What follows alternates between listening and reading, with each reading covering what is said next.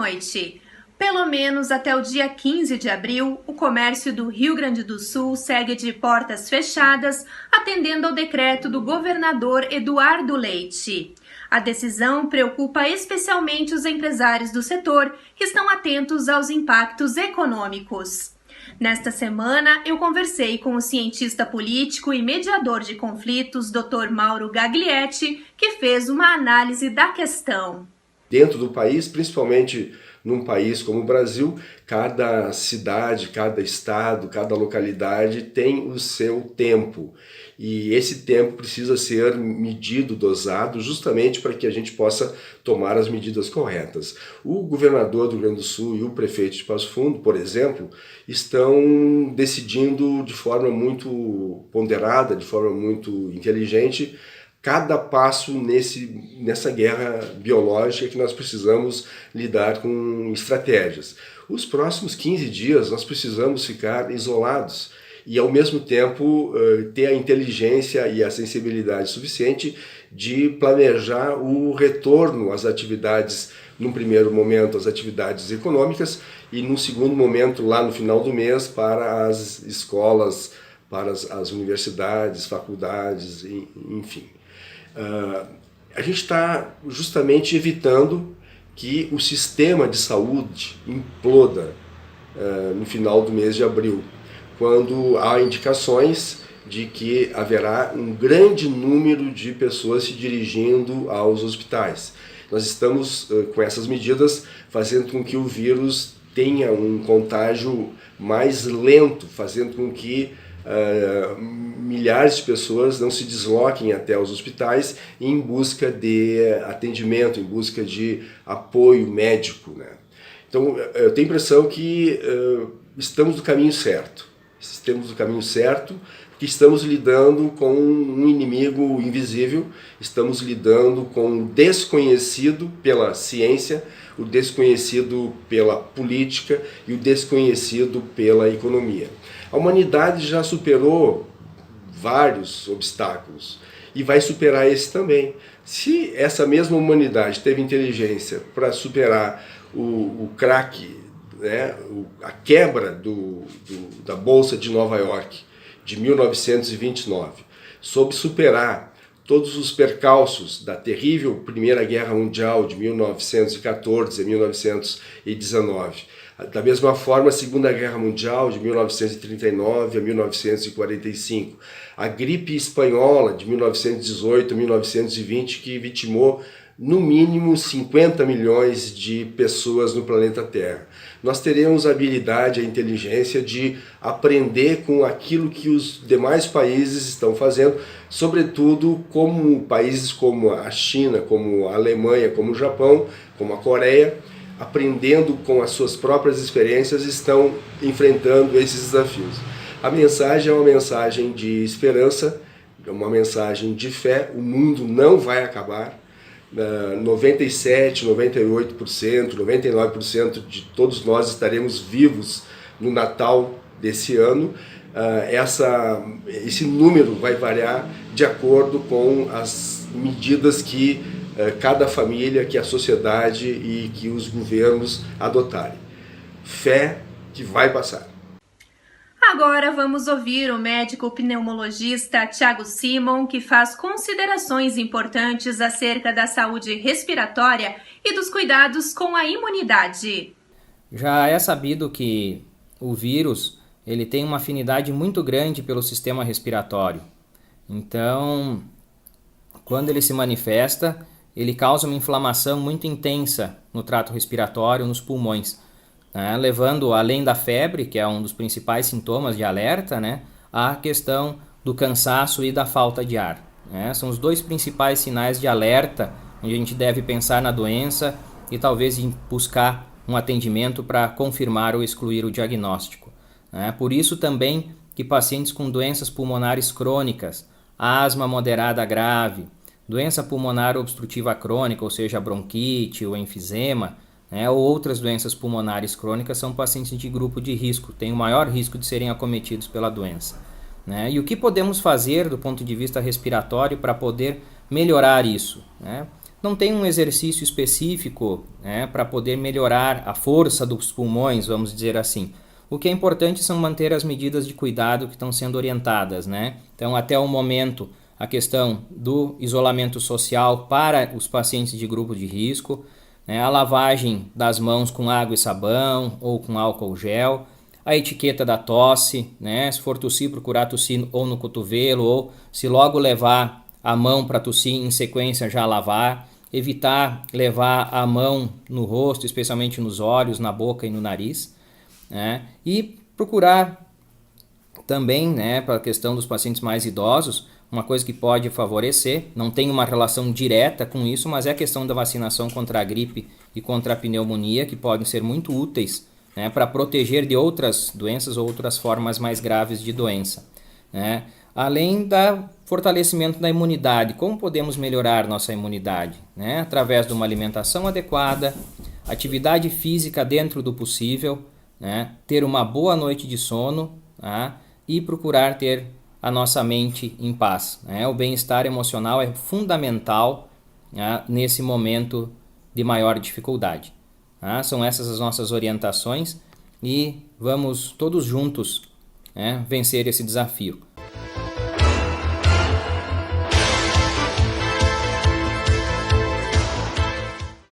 Se tiver algum desses sintomas, procure uma unidade de saúde.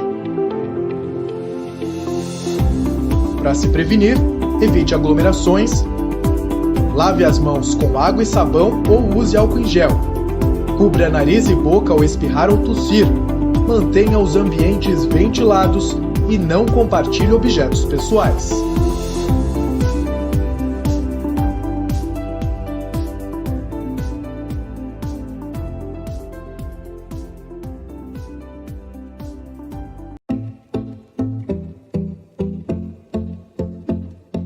Para o coronavírus, o grupo de maior risco neste momento são os idosos e as pessoas que têm outras doenças de base, né? Uma pessoa que tem problema cardíaco, problemas respiratórios, diabetes, essas pessoas são de risco. Mas eu acho importante a gente passar a mensagem de que outras doenças continuam circulando, vão adoecer as pessoas e as pessoas têm que ter cuidado também. Aquelas medidas de precaução, né, prevenção, diminuir circulação, para o grupo de risco isso tem que ser redobrado. Evitar em aglomerações, em locais com outras pessoas com questões respiratórias, para o público de risco, esse alerta tem que ser maior ainda. Pessoas não visitarem neste momento, não levar, né, as crianças para visitar o avô, as crianças estão lá com sintomas de alguma gripe, não é o momento de fazer isso. Então, esta limitação para o grupo de risco é mais importante ainda.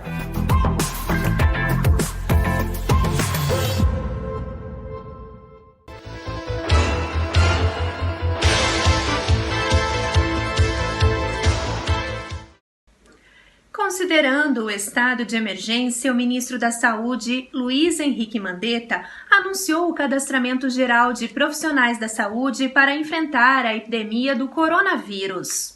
Cadastro. Primeiro, a gente tem, por parte dos conselhos, para todos os profissionais, a disponibilidade e os conselhos de enfermagem, de fisioterapia, de medicina, oferecendo cursos à distância, capacitação à distância, utilização de EPI, como colocar, como tirar. A gente sabe que muitos, às vezes, se contaminam na hora de tirar o EPI, na hora de fazer a dispensação, na hora de colocar. Então, uma capacitação específica sobre isso, que está aberta para todos, de uma maneira geral. E a gente vem fazendo a contagem de quantos por estado estão fazendo. Ele baixa a plataforma, assiste toda aquela capacitação, se ele tiver dúvida, ele interage com o seu conselho, com os profissionais. Isso é uma coisa.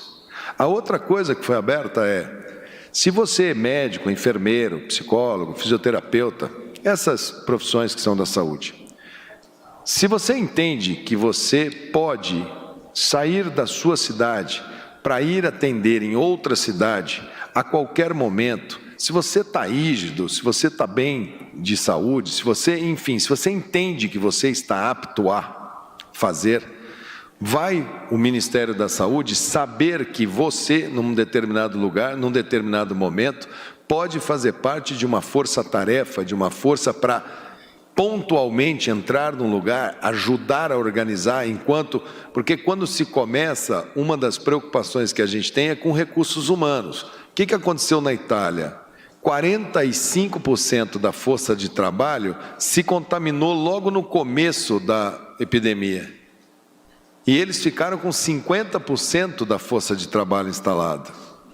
As pessoas ficam 2 semanas até se recuperarem desta virose. Grande maioria das pessoas que tem sintoma, mas levam 7 dias, 5 dias, 10 dias, 12 dias, até 14 dias para se recuperar, para voltar ao trabalho. Então, sempre você tem a primeira onda, o sistema sofre, por isso que a gente fala, começa com os jovens, porque o jovem recupera mais rápido, ele volta mais rápido, e pode ser que você não precise. Mas na eventualidade de precisar, o gestor vai se organizar na sua própria cidade, ele vai convocar, ele vai chamar, ele vai remanejar, e se a gente passar por isso sem precisar... Agora, e se tivermos situação do gráfico agudo e de uma cidade como o próprio Rio de Janeiro, como o próprio São Paulo, Brasília, Ceará, isso acontecer ao mesmo tempo em vários lugares. Poderemos falar assim, olha, temos pessoas que podem trabalhar e que estão, sei lá, em Cuiabá, estão em Brasília, estão em, não sei, Ribeirão Preto, posso deslocar para lá? Posso. Como que seria essa disponibilidade? Quer dizer, o governo federal está dizendo assim, se for o caso, eu vou, busco, ponho no avião, levo, ponho no hotel, pago. Estou dizendo isso para quem quer enfrentar. Ponto. Os profissionais habilitados vão trabalhar em serviços ambulatoriais e hospitais públicos. Estão sendo convocados especialistas em biologia, biomedicina, educação física, enfermagem, farmácia, fonoaudiologia, fisioterapia e terapia ocupacional, medicina, medicina veterinária, nutrição, odontologia, psicologia, radiologia e serviço social. Os convocados vão participar de um curso de capacitação oferecido pelo Ministério da Saúde. O link para a inscrição dos interessados está aparecendo no vídeo. Registra rh-saúde.dataprev.gov.br. E para evitar a escassez de insumos aos profissionais da saúde, o ministro pediu que a população utilize máscaras de pano. Você pode fazer uma máscara barreira tecido, você pode usar o tecido grosso, você não precisa ir para especificações técnicas, tem que ser o tecido A, B ou C. O que a gente usa com mais propriedade nos ambientes de saúde é o TNT, que é o tecido não tecido. Tem lá TNT 75.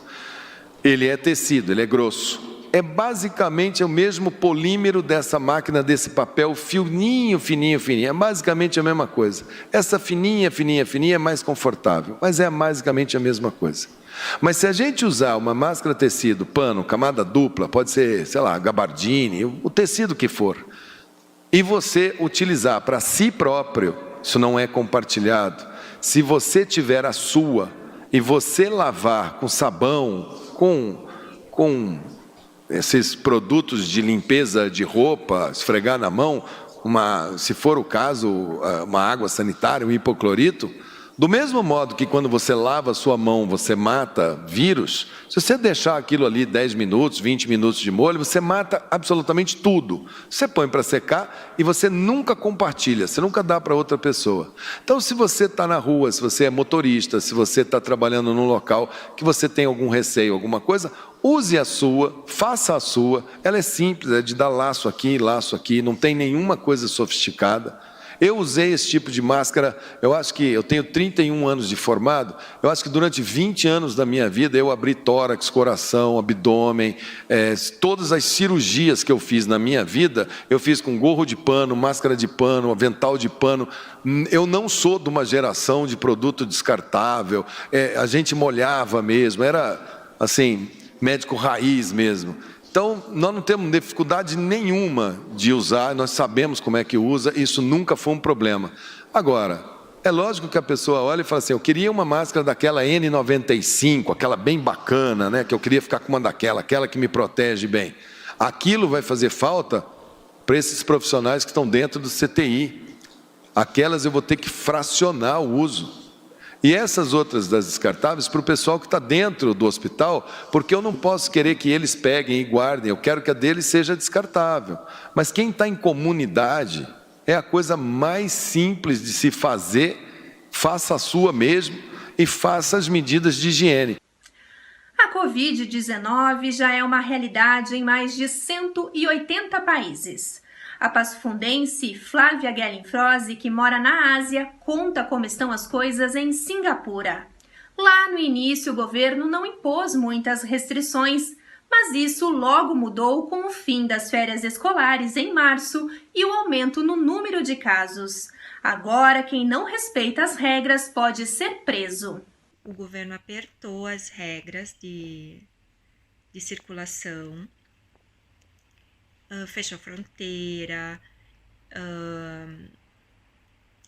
não fechou comércio, mas ele impôs o distanciamento social. O que isso quer dizer? É melhor não sair de casa. Se você puder, não saia de casa, mas se precisar, mantenha pelo menos 1 metro de distância de outra pessoa, sob pena de multa de quase 10 mil dólares e ou 6 meses de prisão. A situação agora não está fora do controle, mas a gente vê que está aumentando os casos e a tendência é piorar porque as pessoas estão voltando. Mas a circulação diminuiu muito. As escolas também começaram a fechar e o que a gente vê para controlar isso é realmente parar de circular.